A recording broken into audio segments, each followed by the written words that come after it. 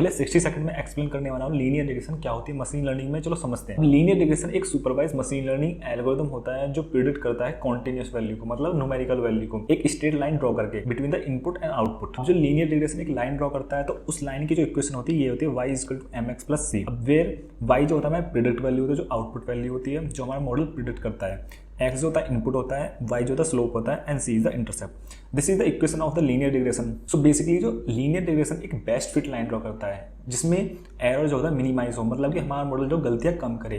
कैसे?